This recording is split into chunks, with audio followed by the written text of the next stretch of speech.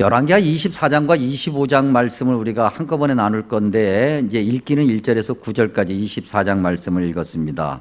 24장과 25장에 보면은 남왕국 유다의 마지막 왕들의 이름이 등장하라는데 여호야김, 여호야킨, 시드기야, 특별히 시드기야는 붙잡혀서 두 눈이 다 뽑히고 그의 눈앞에서 자녀들이 죽는 것을 보는 말도 못한 비극의 왕이었고, 그 다음에 이제 그야말로 왕이라고 하는 이름이 아니라 총독이라는 이름으로 그달리아라고 하는 사람이 세워지고, 그리고 난 다음에 역사에서 이스라엘 나라는 사라져버리죠. 그것이 기원전 586년입니다. 완전히 사라지고 난 다음에 여러분들이 잘 알고 계신 것처럼 1948년 지금 이 팔레스타인 지금 전쟁 중인 그곳에 이스라엘이라고 하는 이름으로 나라가 다시 세워지기까지 2000년 동안 유태인들은 나라 없는 백성으로 사방에 떠돌아다니면서 온갖 수모와 멸시를 당했죠. 도대체 왜 이렇게 됐을까? 23장에도 그렇고 24장에도 그렇고 이 네 왕들, 특별히 세 왕들에게 공통적으로 등장하는 성경의 증언이 있는데, 그게 뭐냐면 우리가 읽은 말씀에도 나타납니다. 24장 4절에 그들이 뭐 했다고요? 여호와 보시기에 악을 행하였다. 그래. 여호와 보시기에 악을 행하였다. 이 4절이 아니군요. 여호와 보시기에 악을 행하였다. 여호와께서 보시기에 악한 일을 행하였다라고 하는 것이 그들이 계속해서 반복했던 일이고, 그 어떻게 보면 악행, 죄의 대명사가 4절에 있는 므낫세가 되는 거죠. 사실 보면 성경 안에 이 조상들로부터 계속해서 이어져 온 그런 어떻게 보면 죄의 습성에 관해서 성경 이곳저곳에서 그렇게 고백을 하는 것이 있습니다. 우리가 흔히 이야기하기를 우리가 원죄라는 것을 가지고 태어난다, 그렇게 이야기를 합니다. 원죄라고 하는 것은 아담이 지은 죄를 우리도 그대로 물려받았다는 얘기인데, 이거 잘못 이해하면 아담과 내가 무슨 상관이 있다고, 그렇죠? 그런데 그런 의미가 아니고 아담의 그 죄의 습성이 모든 이 사람들 안에 그대로 있다. 그래서 그걸 계속해서 반복하죠. 수차례 말씀드렸습니다만 교육학에서 자녀들을 이야기할 때 자녀들이 부모와의 관계에서 자랄 때 자녀들이 부모의 가르침, 부모가 잘 가르쳐서 자란다가 아니라 자녀는 부모의 행동을 본대로 자란다, 그런 얘기가 있잖아요. 그러니까 부모가 뭘 하느냐에 따라서 자녀가 그걸 보고 자라면서 그걸 그대로 배우게 된다는 거죠. 근데 이스라엘 백성들, 야곱의 후예들, 하나님의 백성들이라고 하는 그런 사람들은 계속해서 죄의 습성, 즉 그들의 조상들로부터 대대로 반복되어 왔던 죄를 보고 자랐다. 그래서 여호와께서 보시기에 그들의 행위가 악하였다. 그런 그들의 죄의 특징은 무엇일까? 그 죄의 특징을 한마디로 이렇게 요약 정리해 보면 하나님보다 세상의 힘 또는 그 어떤 것을 더 의지하고 좋아한다. 우리 24장 7절에 보면 애굽, 이집트에 관한 이야기가 있습니다. 여러분 신기하지 않습니까? 애굽, 이집트, 성경에서는요, 애굽, 이집트 하면은 굉장히 부정적인 대명사입니다. 근데 24장 7절 한번 볼까요? 24장 7절에 보니까 애굽 왕이 다시는 그 나라에서 나오지 못하였으니 이는 바벨론 왕이 애굽 강에서부터 유브라데 강까지 애굽 왕에게 속한 땅을 다 점령하였다라고 하면서 이 말씀은 지금까지도 유효해요. 엄청난 거죠. 한때 이집트 하면은 문명의 어떻게 보면 큰 대명사였고 자랑이었고, 지금도 그 문명을 그대로 역사 유적으로 가지고 있는 나라가 이집트라는 나라입니다. 근데 지금 이집트라는 나라를 딱 이야기할 때 사람들이 존경할 만한 나라, 힘 있는 나라, 부강한 나라, 그렇게 생각하지는 않아요. 가난하고 힘들고 어렵고, 한때는 찬란해서 그 한때도 불과 몇십 년 전, 몇백 년 전이 아니라 몇천 년 전에, 근데 지금까지도 이집트란 나라는 그렇게 좋은 나라로 기억되지 않은, 근데 그러한 힘을 이스라엘 백성들이, 하나님의 백성들이, 야곱의 후예들이 의지했다. 대표적으로 이사야서 31장 1절에 보면 이렇게 기록하고 있습니다. 도움을 구하러 애굽으로 내려가는 자들은 화 있을진저. 그들은 말을 의지하며 병거의 많음과 마병의 심히 강함을 의지하고 이스라엘의 거룩하신 이를 앙모하지 아니하며 여호와를 구하지 아니하였다. 그 야곱의 후예들 하나님의 백성들이 반복되는 죄라고 하는 것은 하나님이 아닌 다른 것을 더 의지했고 더 추구했고 더 좋아했다. 근데 왜 그렇게도 하나님보다도 하나님이 아닌 다른 것들을 더 좋아할까? 소위 세상의 힘이라고 하는 것, 세상의 즐거움이라는 것을 왜 그렇게도 좋아할까? 왜 그것을 즐기려고 할까? 우리 눈에 다르게 보이기 때문에 그렇죠. 우리 눈에. 근데 이 우리 눈이라고 하는 것이 말이죠. 무슨 영적으로 막 굉장히 뭐 뛰어나가지고 저 멀리를 내다보면 그런 눈이 아니잖아요. 그야말로 영적으로 다 썩어져 가는 그런 눈, 그러한 눈으로 바라보면서 우리 눈앞에 있는 것이 가장 화려하니까 굳이 비유를 하면 말이죠. 잘 안 보이는 사람이 말이죠. 눈앞에 있는 것만 쫓아가는 그런 꼴이라. 수없이 말씀드립니다만 마태복음 4장과 누가복음 4장에서 공생애를 시작하는 예수님을 사탄이 유혹할 때 어떻게 유혹합니까? 배고픈 예수님께 돌들이 떡덩이가 되게 한번 해봐라. 바꿔서 얘기하면 내가 그렇게 할 수 있다. 사탄이 그렇게 말하는 거예요. 그리고 성전 꼭대기에서 뛰어내려봐. 천사들이 다치지 않게 붙잡을 거야. 라고 하는 말 뒤에는 나도 그렇게 할 수 있어. 그리고 천하 만국과 그 영광을 순식간에 보여주면서 한 번만 엎드려. 바꿔 얘기하면 천하 만국과 그 영광을 내가 너한테 줄 수 있어. 여러분, 우리는 사탄을 굉장히 추상적으로 생각하고 과소평가하는 경향이 있습니다. 우리가 입으로는 하나님의 권능, 하나님의 능력을 믿고 의지한다고 해서 사탄 정도의 아무것도 아니라고 생각하는데 사탄을 과소평가하지 마십시오, 여러분. 사탄은 우리보다 우리 자신을 더 잘 알고 우리가 생각할 수 없는 엄청난 능력과 그런 권능을 가지고 있는 존재입니다. 물론 하나님하고는 게임이 안 되겠지만, 근데 그 사탄과 우리가 1대1로 딱 맞닥뜨리면 백전 백패하는 거예요. 굉장히 보기 좋은 것을 우리에게 준다고 하는 겁니다. 우리가 원하는 것을 준다고 하는 겁니다. 늘 이런 말씀 나올 때마다 유치한 질문 다시 한번 해보죠. 예배 안 드리면, 예배 한 번 안 드릴 때마다 사탄이 1억씩 줘. 그러면 예배를 드릴 거예요, 안 드릴 거예요? 우리가 말로는 뭐, 아이, 그래도 나는 예배 드릴 거야. 1억, 아이, 뭐. 근데 진짜 1억 현금다발 들고 와가지고 요 앞에서 왔다 갔다 하면서 돈 냄새 풍기면서, 그러면 이제 헷갈리지. 딱 한 번인데, 오늘 오전 예배 때 주님 뭐 말씀해도 보니까 소가 한 번 빠지면 가서 건져오라고 그랬는데, 가서 한번 뭐 한 번 정도. 근데 그게 한 번이 아니라 매번마다 1억을 돈다발을 들고 오면은 말이죠. 주일로만 따져도 한 달에 앉아서 4억이 생겨. 40만 원이 아니고 4억이 생긴다니까요. 그럼 예배를 드릴 거야, 안 드릴 거예요? 대답이 없어요, 대답이. 되든 안 되든 예배 드리겠다고 그렇게 뻥이라도 쳐야죠. 근데 우리가 그렇게 되지가 않아요. 힘들어, 어려워. 사탄은 너무나도 우리를 잘 알고 있기 때문에 우리가 정말 살면서 가장 필요한 것이 무엇인지, 가장 우리에게 중요한 것이 무엇인지를 너무나도 잘 알고 있어서 그것을 우리에게 주는 거예요. 보여주는 거예요. 봐라, 여기 있다. 내가 이거 줄 수 있다. 내 말대로 해봐. 그러면 너 이거 가지는 거야. 야, 이거 해봐. 얼마나 즐거워.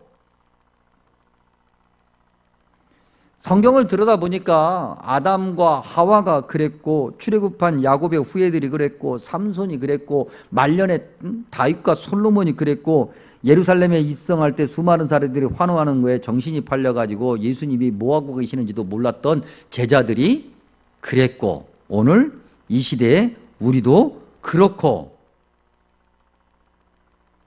여러분, 조금 이따도 한번 이제 확인해 보겠습니다만, 정말 우리가 가난하고 힘들었던데, 뭐 옛날 얘기, 구닥다리 얘기 맨날 하는 것 같지만, 뭐 조선 후기, 그 다음에 뭐 대한제국의 초기 시대, 너무나도 가난하고 힘들 때 우리 교회의 그 어떤 선조들은 정말 믿음 그 자체였어요.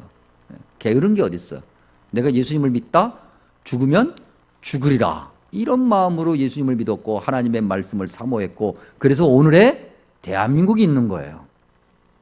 그냥 대한민국이 이 세계 10대 경제 강국인 대한민국이 덜렁 생긴 것이 아니란 말이죠.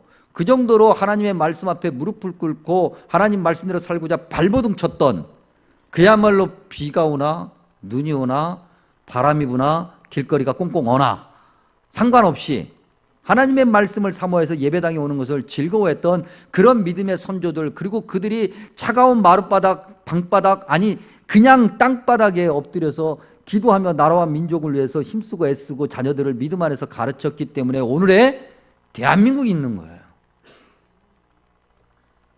근데 지금 둘러보니 하나님의 은혜는 어디 갔는지 없어져 버리고 잘 먹고 잘 살게 되어서 그저 눈앞에 있는 것만 쫓아가니라고 정신이 없는 어리석은 자들이 되고 말았다. 이렇게 담대하고 이렇게 좀 멀리 내다보고 좀 그러면 얼마나 좋을까. 그래봐야 이 땅을 살아가면서 굳이 해봐야 키차이 해봐야 50cm, 그래봐야 1m도 차이 안 나는 거, 굳이 그냥 조금 더 가졌다고 막 그렇게 안 되면 사다리 놓고 올라가면 되지. 그렇게 대단하다고 그렇게 좁게 그냥 앞에 있는 것만 보고 그렇게 살아가. 어리석은 거죠. 어리석은 거예요. 그 죄의 결과가 뭘까? 성경은 자기 패망, 파멸이라고 얘기합니다. 이스라엘 백성들이 오늘 이 열왕기 하에 기록되어 있던 당시의 이스라엘 백성들이 여호와의 성전, 즉 솔로몬의 성전이 하루아침에 초토화가 될 것을 알았을까? 몰랐죠. 아니, 자신했죠. 절대 초토화가 되지 않으리라. 이스라엘 백성들이 어찌어찌 해서 겨우 포로에서 귀환해가지고 솔로몬 성전을 재건한다고 제대로 재건도 못했던 그 소위 제2성전이라고 별명하는 그 성전, 나중에는 헤롯이 그야말로 유대인들의 환심을 살려고 재보수해가지고 그렇게 헤롯 성전이라고는 별명을 가진 그 성전, 그나마 그거라도 있으니까 너무 좋다고 했던 그 성전이 주후 70년에 완전히 주님께서 말씀하신 것처럼 돌 하나도 돌 위에 남지 않고 완벽하게 무너져서 오늘날까지 전혀 재건될 수 없을 것을 그들이 알았을까? 몰랐죠. 아니, 자신했죠. 절대로 안 무너질 것이라고. 절대로. 근데 주님의 말씀이 지금 따져보면은 그대로 이루어지지 않은 것이 하나도 없잖아요. 절대 회복되지 않을 것이고 완전히 망할 것이고 망할 거다고 그렇게 얘기를 하는데도 이게 무슨 망해? 당장 망하지 않으니까, 당장 눈앞에 아무것도 안 나타나니까, 그러니까 나는 뭐든지 다 할 수 있다고 자신하고 그렇게 교만하고 그래서 쫄딱 망하는 거잖아요. 긴 시간 하나님께서 참고 기다려 주시니까 그것이 하나님의 은혜인지 모르고 말이죠. 오늘 한국교회, 저와 여러분의 믿음 상태는 어떨까? 아까도 우리 한국교회 초기에 관해서 잠깐 언급했습니다만 제가 오늘 책을 이제 모처럼 만에 하나 들고 왔는데 이 책에서 이 제목이 뭐냐면 우리 한국교회 초기 한국교회 교인들이 어떤 믿음을 가지고 있었는가의 한 예. 시간도 11조, 제목이 그래요. 시간. 우리가 11조 하면은 우리 수익의 11조를 얘기하잖아요. 이제 예를 들 때요. 우리가 하나님께 믿음에 어떻게 보면 하나님께 드리고 하나님께 나아가는 어떻게 보면 기준이라고 감히 얘기할 때 그때 11조를 예를 들면 그 11조가 재물의 11조만 아니라 시간의 11조도 있어야 되겠다. 또 그때가 예수님을 믿는 사람들이 사실 수입이라고 하는 것이 아예 없었던 시대, 돈을 번다고 이런 것이 아예 없었던, 너무나도 정말 이 전문용어로 얘기하면 똥구멍이 찢어지게 가난하던 그런 시대. 근데 그런 시대에 선교사, 감리교 선교사인 에스티라고 하는 분이 이제 당시에는 남녀 7세 부동석이다 그랬으니까 여자 선교사님이니까 주로 여성들을 이제 가르치고 그들을 믿음으로 훈련시키면서 그들에게 무슨 제안을 하냐면 11조 부인회를 조직해 보자. 우리가 뭐 돈도 없고 아무것도 없단 말이지. 그러니까 우리가 우리의 시간의 11조를 좀 드리자. 그래서 하나님께 좀 1년 52주 중에서 좀 11조의 시간을 드리자. 그래서 뭐 52주를 뭐 저 아주 그냥 여유 있게 잡아서 5주 정도는 하나님께 한번 드려보자. 그래서 11조 회가 만들어지고 그 11조 회에 여성들이 모여서 함께 기도하며 말씀을 나누고 그러면서 나라와 민족을 위해서 기도하고 오늘의 대한민국이 되었다. 그들이 그들의 자녀들을 그렇게 가르쳤으니까. 그리고 그 자녀들이 그의 어머니가 하는 것을 그대로 보고 자랐으니까. 말씀을 준비하면서 2019년도 생명의상 큐티집 10월호에 한 예가 있어서 들고 왔습니다. 이분이 이제 어떻게 보면 자기 가정의 한 예를 이렇게 설명했는데 오늘 우리가 한번 듣고 한번 잘 반드시 뭐 이렇게 해야 된다는 것을 말하는 건 아니고요. 이런 것들을 한번 우리가 배워봐야 되겠다.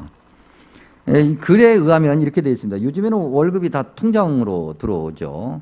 근데 그분이 글 쓴 분이 이제 아마도 이제 여성분인데 그분이 이제 이렇게 얘기합니다. 자기가 어렸을 적에는 아버지가 월급 봉투를 가져오셨다는 거죠. 그렇죠? 그랬었어요.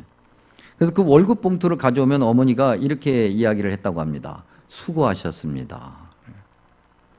그리고 난 다음에 이제 아이들 앞에서 아빠가 얼마나 수고했는지 일반적으로 이렇게 한국의 전통적인 가정을 예를 드는 겁니다. 요즘에 뭐 맞벌이도 많고 그렇긴 합니다만 그냥 그런 것들을 좀 잔재하고 여기서 우리가 배워야 될 교훈만 한번 듣고자 하는 건데 어쨌든 그렇게 아빠의 그 수고를 이야기하면서 아이들이 보는 앞에서 그 엄마가 11조를 떼더라. 그것을 이제 보고 한 번은 이분이 이제 남편의 월급을 은행에서 현금으로 다 찾아온 거예요.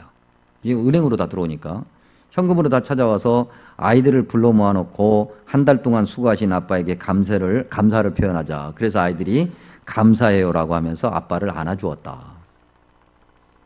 그리고 나서 이제 하나님께 감사하는 마음으로 11조를 떼자고 그랬고 그랬더니 아이들이 봉투를 가지고 와서 11조를 떼서 거기에 넣어줬고 그랬더니 남편이 이제 그 11조를 아내에게 건네주면서 한 달 동안 열심히 11조를 뺀 나머지 금액을 이제 아내에게 건네주면서 한 달 동안 열심히 살림을 맡아주세요. 한 달 동안 수고하실 엄마에게 박수. 굉장히 이상적인 가정이죠. 이런 가정 손 들어보세요. 지금 우리 집에서 이렇게 하고 있다. 이렇게 하고 있다. 손 들어보세요. 그러니까 안 되는 거야. 그러니까. 뭐라고 얘기합니까? 하나님 말씀대로 해보라고요. 해보라고. 안 해보고서는 말이죠. 뭐 기도해도 하나님이 복도 안 주시고 얼마나 기도했는데요. 바지에 똥오줌을 싸도 모를 정도로 기도해야지. 근데 그렇게는 기도도 안 해보고 대충 조금 몇 번, 한 번 엎드렸다가 그러고 난 다음에 기도하려고 그랬더니 카톡하고 울리네.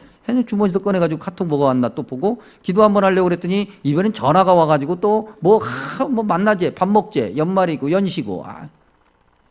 그래서 안 되는 거예요. 다 모든 걸 집어치우고 와야지. 온전히 하나님만을 바라봐야지. 안 되는 거죠. 이 가정이 지금 어떻게 살고 있는지 제가 국정원을 동원해서 추적 검사할 수는 없지만 분명히 하나님의 은혜 가운데서 복을 받는 가정일 것이 틀림없다. 이건 목회적인 수많은 임상 경험을 통해서 확인하는 거니까요. 그래서 계속해서 저는 이야기합니다. 수없이 말씀드립니다만 결혼하겠다고 오는 그런 신혼부부, 예비부부들에게 얘기하죠. 어떻게 해야 되는 거예요? 어떻게 해야 정말 존경받는 남편이 되고 어떻게 해야 사랑받는 아내가 되며 어떻게 해야 자녀들이 복을 받게 되는가를 수없이 이야기합니다. 그렇게 해도 잘 안 되는 것이 사탄의 유혹이 가득한 세상이기 때문에. 근데 그렇게 하지 않으면서 된다? 여기서 잠깐. 아이고 어리야.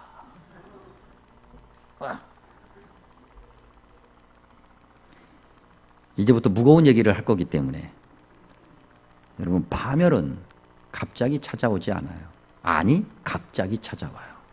근데 파멸이 갑자기 찾아오는 것이 아니라고 하는 것은 하나님께서 오랜 시간 동안 은혜로 참고 기다려 주셔요. 근데 그 기간이 끝나면 파멸은 갑자기 눈앞에 확 닫혀요. 길고 긴 시간 동안 쌓인 악의 반복, 하나님의 은혜를 쌓아야 되는, 오늘 예배의 부름처럼 하나님의 은혜를 쌓아야 되고 하나님의 은혜가 쌓이는 것을 사모해야 되는데 그렇지 않아요. 왜요? 당장 눈앞에 보이는 즐거움이 있으니까, 사탄의 전술과 전략에 그냥 넘어가 가지고 거기에 휘달리니까. 근데 우리가 그렇게 영적으로 게을러서 마침내 파멸이 올 때 그 파멸은 매우 심각하고 불행할 거예요. 여러분, 꼭 인류 역사 무슨 수백 년 수천 년을 놓고 보지 않아도 한 개인의 인생만 놓고 봐도, 그 다음 세대 그 자녀들의 인생을 놓고 봐도 이건 확인되는 거예요. 뭐 여러분, 파멸이라는 것이 갑자기 뭐 망해가지고 뭐 길거리에 쫓겨나가고 그것만 파멸은 아닌 거예요. 영적으로 말라간다는 거죠. 세상에 모든 것을 가지면 행복할 줄 알았고 그것이 정말 즐거울 줄 알았는데 그렇지 않더라는 거예요. 또 다른 것으로 세상이 정말 우리를 흔들어서 우리의 가정을, 우리의 자녀들을 힘든 곳으로 몰고 가버린 거예요. 그러면 하나님은 무엇을 하고 계셨단 말인가? 이런 좀 어떻게 보면 반항적인 질문이 생길 수 있죠. 지금 지구촌 곳곳이 말이죠, 전쟁으로 수많은 사람들이 죽어가고 그럴 때 서로가 서로를 향해서 잘못했다고 다 서로가 다 테러래. 도대체 테러가 아닌 사람이 없어. 다 테러 집단이야.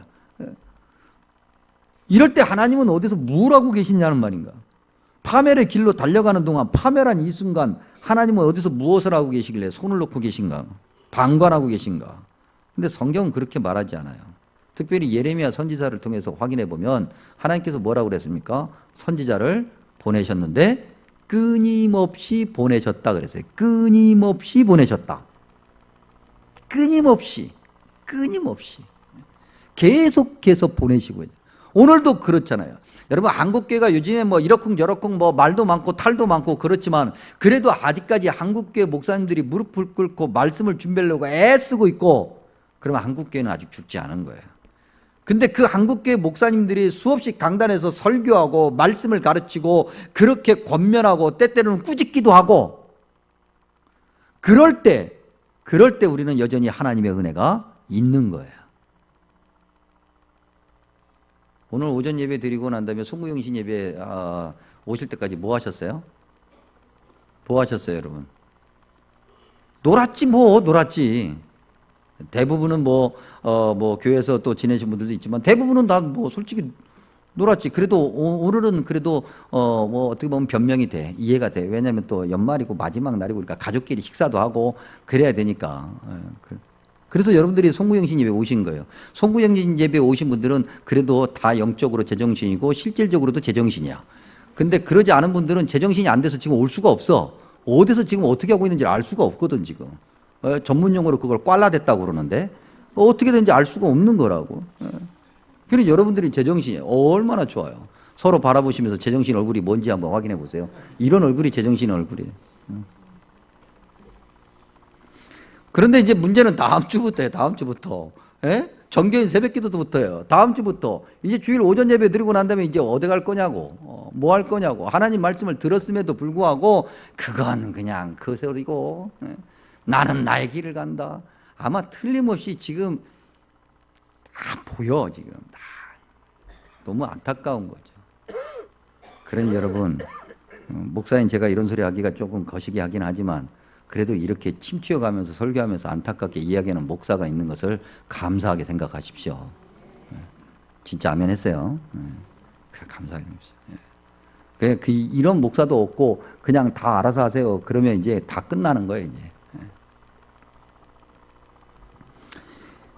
좀 미국이란 나라 얘기 좀 다시 한번 해보겠습니다. 이 서양과 우리나라의 큰 차이점, 특별히 미국이라고 얘기할 때 미국과 우리나라의 큰 차이점은 무엇일까? 교회로 따졌을 때, 요즘에 2040 트렌드라고 하는 그 한국교회의 앞으로의 미래를 분석하는 책들도 계속해서 업데이트되면서 출간되고 있는데, 미국 교회도 사실은 이렇게 저렇게 어려움이 있다라고 얘기하면서 미국 의회에서 또는 지방의회에서 연방정부에서 이렇게 기도할 때 정말 말도 안 되는 그런 기도를 하는 정말 목사님들이 있고, 그런 것들을 볼 때마다 개탄스럽지만 그럼에도 한편 정말 우리 삼위일체 오직 우리에게 구원을 주시는 예수 그리스도 이름으로 당당하게 기도하는 그래서 그것 때문에 뭐 불이익을 당하고 심지어는 고소를 당하는 아이들에도 그렇게 기도하는 목사님들이 여전히 있죠.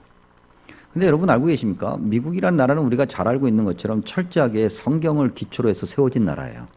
그리고 지금도 그 밑바닥 안에 하나님의 말씀을 가장 소중하게 여기는 그 강력한 흐름이 있어요. 근데 반면 대한민국은 그렇지 않아요. 대한민국은 절대 그렇지 않아요. 완전히 기초 자체가 다른 거예요.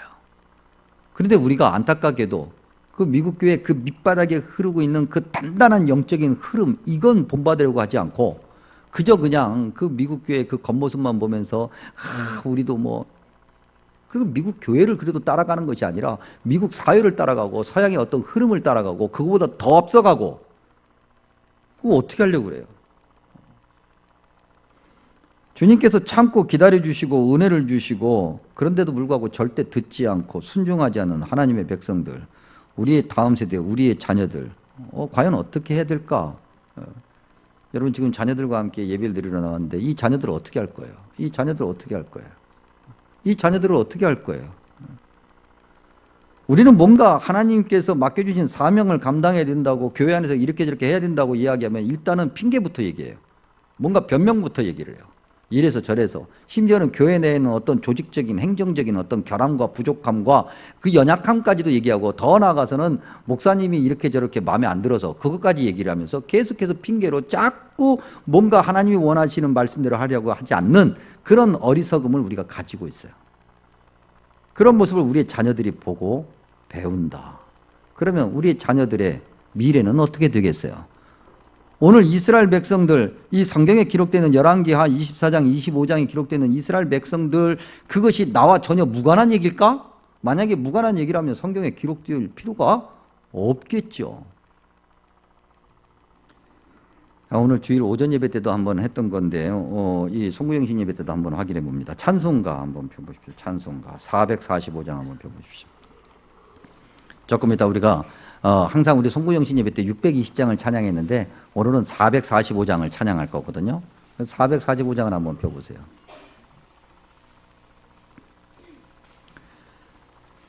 우리가 찬양을 할 때 그냥 막 찬양하려고, 이 찬양의 가사 속에 담긴 고백을 나의 고백으로 고백하는 것이 우리 찬양의 올바른 태도인데, 445장 이렇게 기록하고 있죠. 태산을 넘어 험곡에 가도. 이 세상 인생 살아가는 게 그렇지 않습니까? 근데 빛 가운데로 걸어가며 이 빛이 무슨 뭐 대단한 무슨 뭐 아주 큰 그런 빛은 아니라 할지라도 주님께서 우리에게 주신 그 구원의 빛, 말씀의 빛, 그 빛을 따라서 가면 주께서 항상 지키시기로 약속한 말씀이 변치 않은 걸 알 수 있게 되죠. 2절 볼까요? 캄캄한 밤에 다닐지라도, 때때로는 인생이 뭐 맘대로 되는 건 아니니까 너무나도 힘들고 어렵고, 그래도 주님께서 나의 길 되시고 나에게 밝은 빛이 되시니 길 잃어버릴 염려 없네. 가는 길이 이거 아닌 것 같은데 그래도 그냥 그대로 가면 그 길이 곧 생명의 길이고 구원의 길이다. 3절 광명한 급이 마음의 바다, 찬란한 천국 바라보고. 저와 여러분이 살아가는 어떻게 보면 인생의 마지막 목적지가 여기 아닙니까? 교회 다니고 예수님을 믿는 사람들이 바라는 궁극적인 목적이 바로 이거라고 한다면 우리가 그 나머지 것들은 다 별 볼 일이 없는 거죠. 그리고 거기 가는데 걸림돌이 되는 거라면 다 제거해야 될 거고. 할렐루야를 힘차게 불러 날마다 빛에 걸어가리. 하늘의 영광, 하늘의 영광. 우리가 사모해야 되는 거 이거죠. 나의 영광, 나의 영광, 나의 재산의 영광, 이게 아니라 하늘의 영광. 우리가 살아가는 목적은 오직 예수 그리스도를 기쁘시게 하고 주님의 영광이 우리로 인해서 나타나는 것.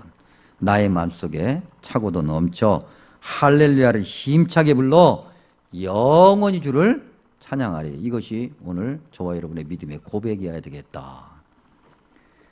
금년 한 해 하나님의 은혜 가운데서 잘 지내게 해주신 주님의 은혜 감사합니다. 앞으로도 주님이 원하시는 대로 잘 복되게 살아가는 저와 여러분 되시기를 축복합니다. 기도합니다. 전능하신 주님, 주님의 은혜를 찬양하며 영광을 드립니다. 한 해를 보내고 새해를 맞이하면서 우리를 예배의 자리로 인도해 주시니 감사합니다.